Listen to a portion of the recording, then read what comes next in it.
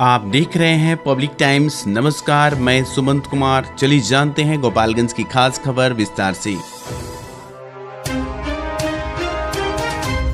जिलाधिकारी डॉक्टर नवल किशोर चौधरी की अध्यक्षता में हथुआ प्रखंड के बड़ी रायभान गांव में जन संवाद कार्यक्रम आयोजित किया गया, जहां स्थानीय पंचायत प्रतिनिधि तथा जिले के सभी विभागों के वरिष्ठ अधिकारी मौजूद रहे। जन संवाद में आम जनता को सरकार द्वारा संचालित योजनाओं के बारे में बताया गया और हथुआ प्रखंड में कौन कौन सी योजनाएं संचालित हो रही हैं, इसका लाभ कितने लोगों को मिला है, इन सभी बिंदुओं पर लोगों को जानकारी दी गई। इसके पहले कार्यक्रम का शुभारंभ दीप प्रज्वलन के साथ ही जिलाधिकारी तथा उप विकास आयुक्त अभिषेक रंजन ने स्थानीय प्रतिनिधियों के साथ किया और जनता से भी प्रशासन को सहयोग करने की अपील की गई। गांव को स्वच्छ बनाने के लिए चलाए जा रहे स्वच्छता अभियान पर भी जिलाधिकारी ने कहा कि सभी जनता के सहयोग से ही स्वच्छता पर नियंत्रण किया जाएगा और स्वच्छता से ही हम स्वस्थ रहेंगे। उप विकास आयुक्त ने नल जल योजना तथा हर घर से कचरा उठाने वाली योजना पर आम जनता को सहयोग करने की बात कही और कहा कि नल जल के मेंटेनेंस के लिए जो शुल्क पंचायत के द्वारा निर्धारित किया गया है और कचरा उठाने वाले लोगों के लिए भी कुछ शुल्क निर्धारित किया गया है, जिसको आप सभी लोग समय से भुगतान कर दें, क्योंकि इस छोटी सी सहयोग से पंचायत प्रशासन इन सुविधाओं का लाभ आप तक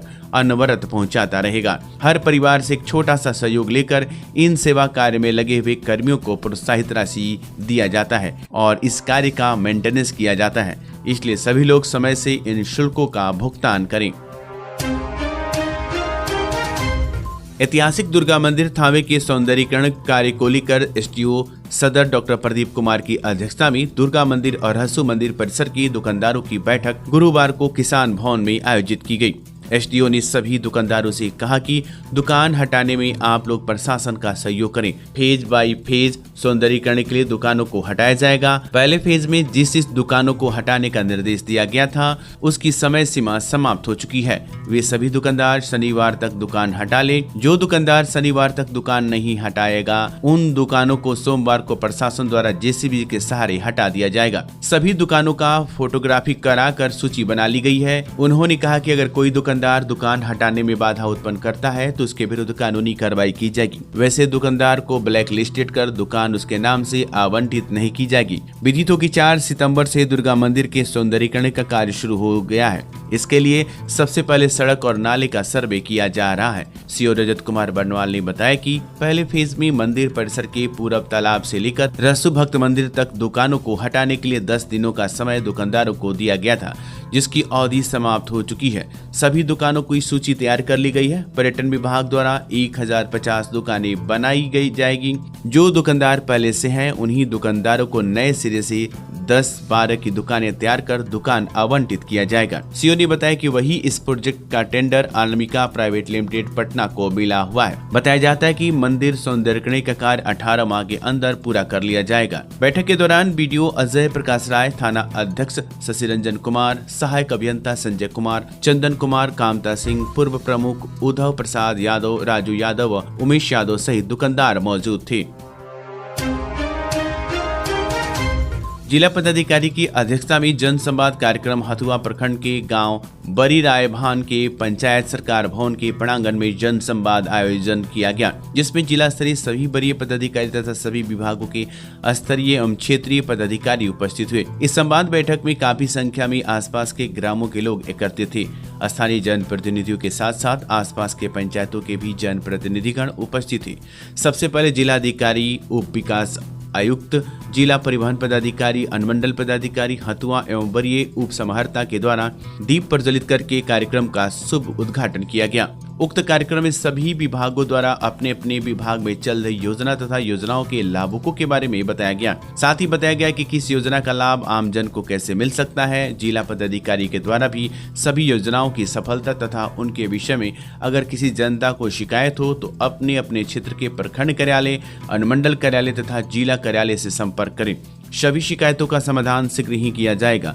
अंत में जिला पदाधिकारी के द्वारा अपने संबोधन में आमजनों को बताया गया कि व्यक्ति के जीवन में मूलतः 5 चीजें यथा रोटी, कपड़ा, मकान, स्वास्थ्य एवं शिक्षा परम आवश्यक है। सरकार ने इनकी प्रतिपूर्ति की पूरी व्यवस्था की है।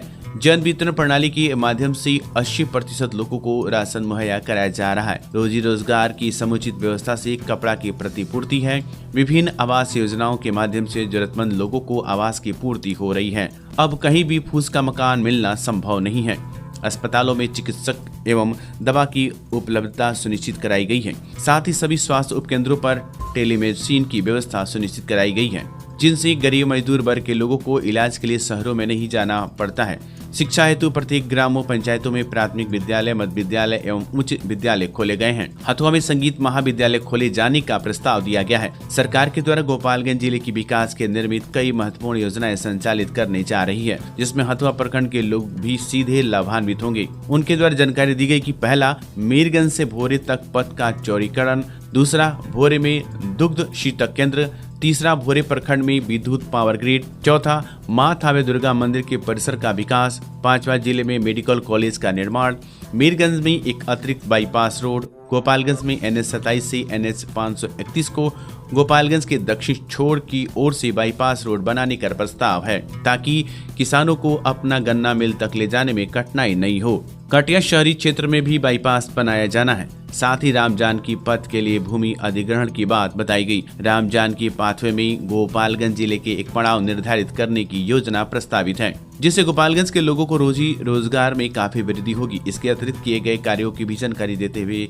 उनके द्वारा बताया गया कि सदर अस्पताल का जीर्णोद्धार कर सदर अस्पताल सहित सभी प्राथमिक स्वास्थ्य केंद्रों की सेवा को सुदृढ़ किया गया है। मरीजों को दवा की उपलब्धता एवं चिकित्सक की उपस्थिति सुनिश्चित कराई गई है। गोपालगंज में सेंट्रल लाइब्रेरी की स्थापना की गई है। सभी प्रखंड में भी प्रखंड स्तर पर पुस्तकालय की स्थापना की कार्रवाई चल रही है। बिजली आपूर्ति की व्यवस्था सुदृढ़ किया गया है। ट्रांसफार्मर के चलने पर 72 घंटे के अंदर बदलने की कार्रवाई हो रही है। अंत में जिला पदाधिकारी महोदय ने आमजनों एवं जन प्रतिनिधिगण से सहयोग की अपेक्षा करते हुए उनके सुझाव एवं प्रतिक्रिया उपलब्ध कराने का आमंत्रण दिया गया। कुचाकोट पुलिस ने थाना क्षेत्र के बलथी चेक पोस्ट पर बिहार से यूपी जाने वाली लेन पर वाहन जांच के क्रम में एक ट्रक से 72 पशु बरामद किया। इस कार्रवाई के दौरान पुलिस ने ट्रक के चालक समेत 3 पशु तस्करों को गिरफ्तार कर लिया। पुलिस ने पूछताछ के बाद गिरफ्तार पशु तस्करों के खिलाफ प्राथमिकी कर उन्हें आगे की कार्रवाई के लिए न्यायालय में प्रस्तुत किया, जबकि बरामद किए गए पशुओं को सिवान पशु आश्रय भेज दिया गया है। प्रशिक्षु DSP सह कुचाकोट थाना अध्यक्ष साक्षी राय ने बताया कि पुलिस की एक टीम बलथी चेक पोस्ट पर यूपी जाने वाली लेन पर वाहनों की जाँच पड़ताल कर रही थी। इसी क्रम में गोपालगंज से उत्तर प्रदेश की तरफ जा रहे एक ट्रक को संदेह के आधार पर रोककर जब सघन जांच पड़ताल की गई तो ट्रक से 72 पशु बरामद किए गए। बरामद किए गए पशुओं में 26 भैंस तथा 46 पाड़ा शामिल हैं। बरामद पशु गोपालगंज के कोयनी से लाए जा रहे थे और इसे उत्तर प्रदेश भेजा जाना था। इस कार्रवाई में पुलिस ने ट्रक चालक समेत 3 पशु तस्करों को गिरफ्तार कर लिया। गिरफ्तार किए गए पशु तस्करों में मुजफ्फरनगर जिले के सिविल लाइन थाना अंतर्गत मल्लूपुरा गांव निवासी इमरान, मुजफ्फरनगर जिले के ही कोतवाली थाना अंतर्गत खालपाड़ गांव निवासी तनवीर और मेरठ जिले के सरदाना थाना अंतर्गत मुड़ीहाई गांव निवासी मोहम्मद रईस शामिल हैं। पुलिस ने पूछताछ के बाद गिरफ्तार पशु तस्करों के खिलाफ प्राथमिकी कर उन्हें आगे की कार्रवाई के लिए न्यायालय में प्रस्तुत किया। गोपालगंज में पहली बार ब्रेन का सफल ऑपरेशन हुआ। अब से गोपालगंज में दिमाग, रीढ़ की हड्डी, नस एवं दर्द रोग, शुगर यानी मधुमेह, थायराइड का इलाज हुआ संभव। A2 hospital, doctor Aslam Parvez neurosurgeon, doctor Asma Khan diabetes thyroid specialist के संरक्षण में आधुनिक मशीनों की मदद से न्यूरो संबंधी मरीजों का इलाज अब होगा और भी आसान। किसी भी प्रकार के दर्द एवं न्यूरो रोग के निदान के लिए अभी संपर्क करें। A2 हॉस्पिटल, न्यूरो अस्पताल, आर्ट कॉलेज रोड, IB के सामने, गोपालगंज। छोटी सी आंखों में पूरी दुनिया को देखने का हुनर होता है, तो इसकी देखभाल बिल्कुल सावधानी से। हम हैं Titan world and Titan I plus exclusive Titan showroom, जहां कंप्यूटर द्वारा निशुल्क आंखों की जांच अनुभव करें हमारे 20 स्टेप त्रुटिहीन। घड़ियों और चश्मों के स्टार्टिंग प्राइस 599 से। तो आज ही आइए Titan world and Titan I plus, DAV high school के सामने, स्टेशन रोड, गोपालगंज। जिले का गौरव 73 वर्षों से गोपालगंज की सबसे भरोसेमंद जेवर की दुकान रामकृष्ण ज्वेलर्स। हमारे यहाँ 916, 750 का ह्यूड हॉलमार्क सोने चांदी के साथ IGI द्वारा प्रमाणित हीरे का जेवर भी उपलब्ध है। BIS 916 हॉलमार्क शुद्ध सोना, संपूर्ण पारदर्शिता, GIA प्रमाणित हीरा, गोल्ड एक्सचेंज पर शून्य कटौती, आजीवन मेंटेनेंस का वादा, गोल्ड ज्वेलरी पर 25% और डायमंड ज्वेलरी पर 20% तक की छूट। हमारे यहाँ लगे कैरेटोमीटर से सोने चांदी के गहनों की शुद्धता की जांच ग्राहक स्वयं करें, वो भी निःशुल्क। Ramkrishna jewellers, main road, Gopalganj. विगत 28 वर्षों से आपकी आस्था एवं विश्वास का प्रतीक JDS public school and Pratap coaching centre, जहां CBSE पैटर्न पर आधारित coeducation curriculum NCERT class nursery से 10th तक इंग्लिश मीडियम स्कूल। साथ ही हमारे यहाँ 25% seat reserve for BPL family, science lab facilities, computer lab facility, smart classes and project work for each student, hostel for boys and girls. Admission open for 2023-24 session. JDS public school and Pratap coaching centre, Ramnath पथ, Saraswati Nagar, ward number 12, Gopalganj. बुधवार की रात्रि माझागढ़ थाना क्षेत्र लंगटू हट्टा गांव के राजेंद्र महतो के 35 वर्षीय पुत्र हीरालाल प्रसाद को जहर खिलाकर हत्या करने के मामले में युवक के पिता राजेंद्र महतो ने स्थानीय चौकीदार सहित 3 लोगों पर दर्ज कराया FIR। घटना की जानकारी मिलते ही पुलिस ने शव को अपने कब्जे में लेते हुए पोस्टमार्टम कराने के लिए तथा घटना की जाँच करने में जुट गई है।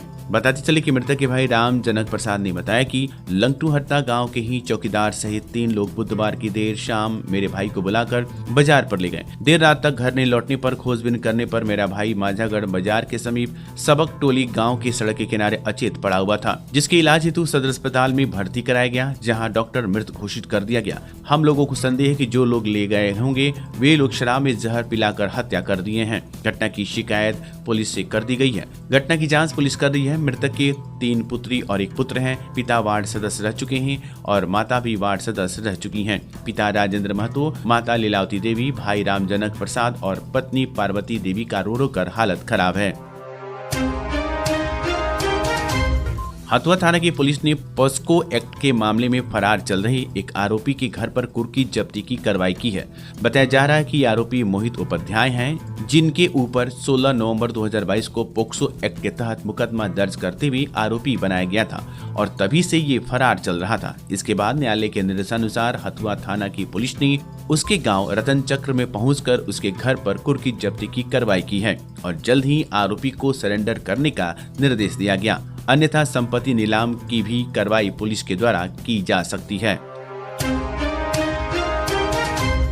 उत्पाद विभाग की पुलिस ने जलालपुर रेलवे ढाला के पास वाहन जांच अभियान चलाया, जिसमें उत्तर प्रदेश की तरफ से आने वाले वाहनों की जांच पड़ताल की गई। इस दौरान जादवपुर थाना क्षेत्र के दुखहरन गांव निवासी धर्मेंद्र यादव को 90 पीस टेट्रा पैक शराब के साथ गिरफ्तार किया गया। एक अन्य कार्रवाई में कुचायकोट थाना क्षेत्र के बुद्धि डलिया गाँव निवासी सुनील कुमार तथा सूरज कुमार को 135 टेट्रा पैक शराब के साथ गिरफ्तार किया गया है और इसी गाँव के निवासी गुरचरण महतो को 45 पीस देशी टेट्रा पैक शराब के साथ गिरफ्तार किया गया है।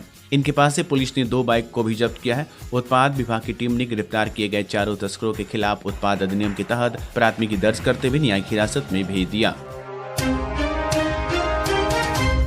सिद्धवलिया थाना की पुलिस ने गुप्त सूचना के आधार पर मंगलपुर गांव में कार्रवाई की, जहां श्याम नारायण सिंह के पुत्र धनंजय सिंह को चोरी की मोटरसाइकिल के साथ पकड़ा गया है। फिलहाल पुलिस द्वारा इस आरोपी से पूछताछ कर रही है ताकि इसके द्वारा मोटरसाइकिल की चोरी कहां से की गई है और ये गाड़ी किसकी है तथा इसका इस्तेमाल ये वहां पर क्या करने के लिए लाया हुआ था। इन सभी बिंदुओं पर पुलिस आरोपी से अनुसंधान कर रही है।